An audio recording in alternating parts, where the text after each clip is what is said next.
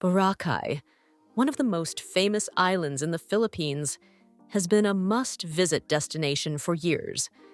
But is it still worth traveling to in 2024? Let's dive into what Boracay is really like now and whether it still lives up to the hype.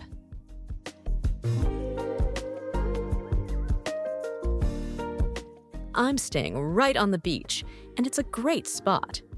Now, you might worry that Boracay has become too crowded and touristy, and in some areas, it definitely has. But the southern end of White Beach is surprisingly peaceful.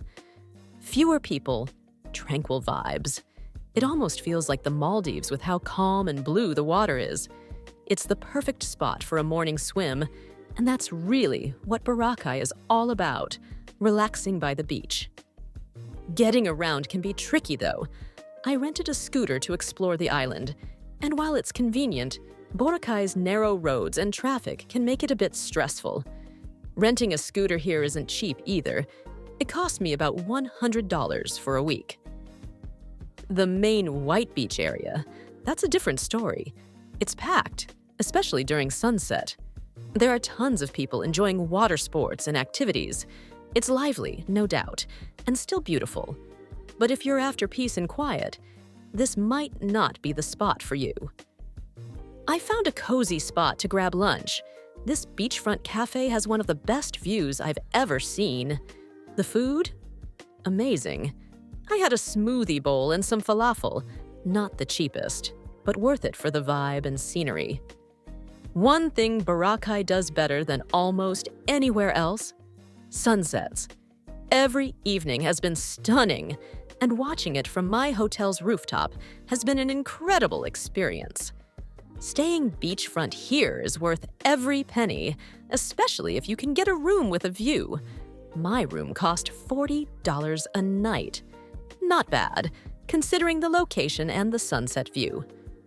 Now, I wanted to see more of the island, so I took my scooter to Puka Shell Beach. It wasn't quite as clean as the area I'm staying, which was a little disappointing, but the drive there was scenic, and I enjoyed passing through local villages.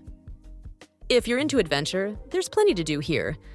I tried parasailing for the first time, and it was amazing. Completely worth the $55 for 2 people.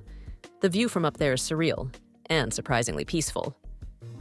I also tried out a yoga session with an ocean view, 800 pesos for one class.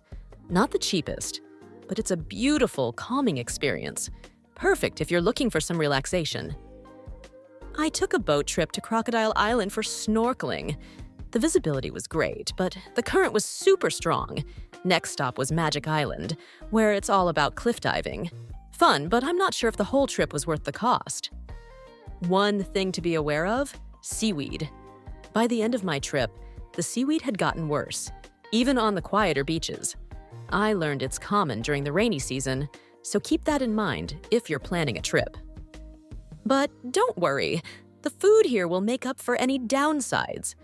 I tried some local Filipino dishes, like vegan sisig, at a great restaurant called Noni's.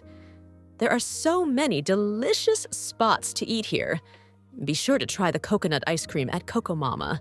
It's refreshing and perfect for island vibes. So is Boracay still worth visiting in 2024? I'd say yes, but with some caveats. It's touristy, sure, but that also means there are plenty of cafes, activities, and conveniences to enjoy. If you're looking for a remote island getaway, this isn't the place.